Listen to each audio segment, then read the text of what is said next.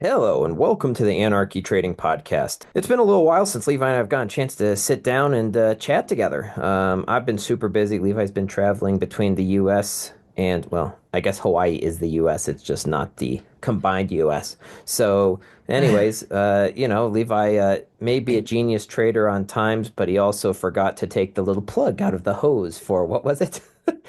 uh, My AC, I installed it. I thought it was fine, and then it broke down because I had removed one of the plugs from the refrigerator lines, so I had to go all the way back. So Levi it's had to cheaper for me fly to. all the way back from Hawaii to South By the Carolina. way, this is the oh, you said it's been a little while since we sat down. Apologies, everyone, but this is the start of season three. This is the end of the second year of the podcast, the beginning of the third year of the podcast. So it's been 2 full years. And so yeah, we're excited about this season. We're going to get some interviews. We're going to have a lot of new information, and we're excited about it. Yeah, so today we talked about it last time, or we briefly mentioned it when last time Levi and I recorded together about visualization, and I had mentioned this story, and so in order to give it a proper a setting and proper credit where it's due, I wanted to read to you guys, or at least tell you the story about Major James Nesmith. So he was a golfer who, also being a major, spent 7 years as a prisoner of war in Vietnam. And it's a legendized, there's a few legends, so it seems like there's more truth in it than not. It's hard to find, like, there's no exact place where he wrote it. But the fact is, it's told in multiple sources that he dropped his game 20 strokes. And this improvement was attributed to his practice of mental visualization during his imprisonment, where he would play golf during his imprisonment. He would just play a full 18 holes in his brain, and that led him to dropping 20 strokes. And I thought it would be interesting to discuss how visualization can help us, because as we know, visualization is something very powerful. We'll see it like if you're watching the Olympics, you're watching a rock climbing competition, anything, you'll see these high performing sports players or competitors going through visualization. So I really want to talk about that today and how that kind of can relate to trading. Yeah, and this is a great topic. For one, like Jordan and I are not very, you know this, Jordan. We're not very like wooey people, whatever that means. Like we're not, we're not very big into hippie stuff. But when it comes to visualization, this is something that all the top people at their craft, athletes, fighters, they all do it, right? Visualizing what's going to happen, visualizing success, visualizing failure and how that's going to feel and how that's going to affect you and how you're going to react positively to setbacks.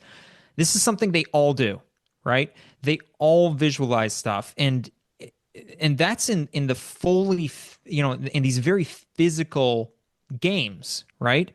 So all the more need for something what we're doing, which is entirely mental, right? So a lot of these games, if you're talking to top athletes, they are mental games, but they're mostly physical, right? If you're a fighter in an octagon, if you're a swimmer in a pool, these are very physical sports, but there's a mental aspect that they all fully understand, and they're frankly obvious, right? We all know that, if you watch fighting, if you watch sports of any kind, football, soccer, football, if you're anywhere else in the world, you know that people can get into a bad mental state and ruin the way they play. Again, all the more this is true for us when we're playing an entirely mental game. And it's really important to visualize success, also visualize how you're going to react to setbacks and visualize positively, because that's something that, again, they all the people at the top of their game do. And to be a successful day trader, you have to be at the top of your game. So if you're not doing what all these top guys are doing in all their fields, you're losing out. You're missing out on a huge resource. And so this is something that I've been thinking about a lot lately. We mentioned this briefly last time. And so it's really important, I think, to talk about this. I think this is a spot that day traders don't they don't do a whole lot in. I know I don't. It's very easy to miss. It's not something people talk a lot about. It's mostly, hey, technique, hey, strategy, hey, risk management, hey, blah, blah, blah, blah, blah. And a lot of people forget that this is a mental game. How good you are highly depends on how your mental state is, whether you're tilted, whether you're angry, whether you're depressed, sad, feeling good, feeling bad. Like we all know if you've day traded for any amount of time how that affects you. And so this is why it's really really really important to play the mental game well, and that's where visualization comes in. For sure, for sure. And the other thing that I kind of think is was interesting that when I was reading this article, the other thing it brought up is it was bringing up a some uh, a quote or a part of a book that was written by Zig Ziglar, who was one of the guys who wrote about this guy. And he wrote about essentially psychology and visualization in the sports world. And I found one thing interesting because he wrote for example, a plank 12 inches wide laying on the floor would be easy to walk. Think about it. I think we've all done this. You know, you put a plank on the Yeah. floor or you're walking on the road and you're just walking foot over foot on like that little 4 inch white stripe in the middle of the road, and it's a piece of cake. But if you were to do that, and if you're, I'm a rock climber, and Levi and I have both done this, and if you try to do that same thing 100 feet up, it becomes literally impossible. Same plank, Yeah. same mechanics, but it's completely impossible to begin with because guess what? It's completely different. Even though the mechanics are the same, your mind visualizes things different, and it makes it impossible to do. Yeah, well, this is we actually did this for we used to slackline a lot, and you Yeah. can essentially tightrope walking, but using webbing and stuff like that. And so we used to slackline, and it's really common to practice slacklining when you're just 2 or 3 feet off the ground, and you hop up onto the tightrope and you walk it, and it's pretty easy to get good at it where you can walk across it no problem. I remember the first time I ever attached a harness to myself and put the rope 15 feet up between two trees. This is back a long time ago. And I remember being shocked that I couldn't do it. I mean, not even close. It was just completely different, right? We all know this, like you said, this is obvious. We all know it. So this is why it's important to visualize that. So when you're practicing on the rope 3 feet above the ground, are you visualizing being up in a tree? No? Well, then when you do put yourself up into a tree, you're going to fail. Period. And so this is why visualizing, hey, when this happens, I'm going to react to this. Hey, when the market um, shoots up, um, I see it. I see it in my head. I'm not going to just jump in. I'm not just going to be chasing it. Just going through visualizing what success means to you, visualizing the patience it's going to take waiting for that trade to come back. That's where this becomes really, really, really powerful. So when it comes to practical ways, okay, how do you do this? Right? We've talked to trading psychologists. We talked to Vandana back a year and a half ago, I think, who's a trading psychologist. How do you actually visualize success? What does that practically mean? I've mentioned in the past one thing that I do. This is a small way to visualize success, but it's a mantra that I have I put it in the beginning of every journal that I make, my trading journal, and it's just a 60-second, one paragraph blurb that I've written for myself of who I am as a trader, right? Or at least who I want to be. And then I say it in the present tense. I am blah, blah, blah, blah. I do this, blah, blah, blah, blah. I trade with no emotion. I trade like a machine.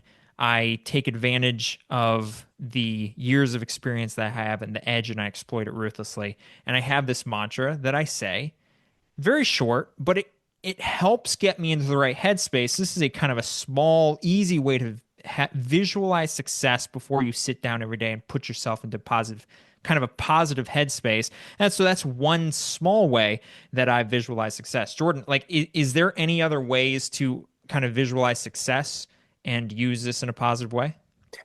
Yeah, I mean, what I usually do, at least to myself, is I would be looking at, I like will just sit and visualize what taking a good trade is. Like I'll visualize my emotions because I've been struggling with that in the recently. And so what I do is just visualize taking a trade and going, it doesn't really, it's not a big deal. And I'll just tell myself, not a big deal, just another trade. So more visualizing the emotion aspect of it for me. I don't really care which way it's Yeah. going. It's for me really focusing on how am I going to feel with my emotions. Yeah, and again, that's preparing for the reality, right? You know, this is like visualizing being high up in the air when you're standing on the slack line 2 feet above the ground. If you're not preparing for those real feelings that you're going to get in real life, then you're not going to succeed when it actually happens, right? So, I've fallen out of I don't do much like meditation anymore. I used to, just kind of the 10 minutes of quiet focus is really, really positive. I don't haven't done that, haven't been very good at that this last year. But this is something that just taking 1 or 2 minutes before you sit down, because I know for us traders, and I know for me, you hop on and you're just, when you get a chance and you hop into the market and immediately start looking for trades. And I think that's a probably a bad way to start. I think a really positive, practical thing that everybody here listening can do is before you hop onto the market, take 2 minutes. Just take 2 minutes. You can close your eyes if you want to, but just visualize what trades you're looking for. What is success going to feel like? What is failure going to feel like? And how are you going to react to all that stuff?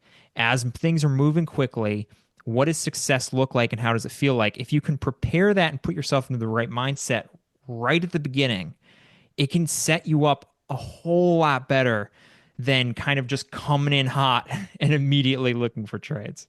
Fully agreed. And that visualization is going to be what's really sets you apart and makes you successful. Like, and I just think one other example is watching rock climber. Like, Adam Andra is like my kind of rock climbing god that I look up to, right? And every time before he goes and tries to climb something really hard, like you'll see him lay down on the ground and literally visualize the entire climb.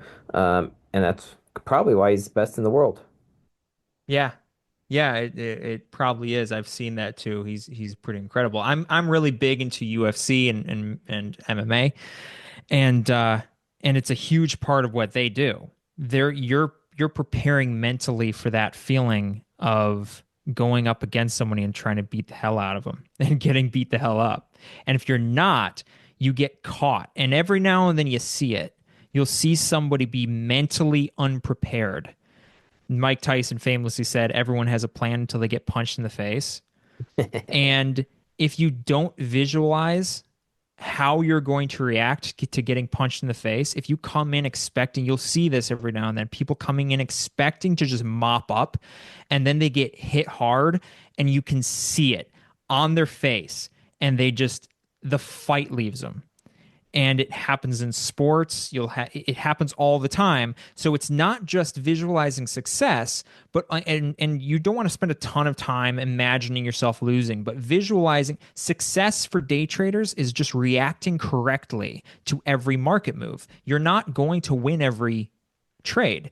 And so positive visualization can also be, hey, if I lose a trade, it's not going to affect me because I'm in here for the statistics, right? If I'm going to win 60% of my trades, I just need to take a bunch of trades that are good. All right. And so visualizing that can also be really positive. Visualize getting punched in the face and reacting correctly and not flipping out, not losing your mind and maintaining composure.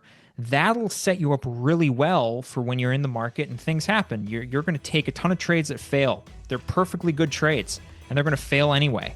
And if you can visualize success, visualize failure, if you can visualize keeping a correct mindset through all of that, man, you're going to be in a really, really, really good shape.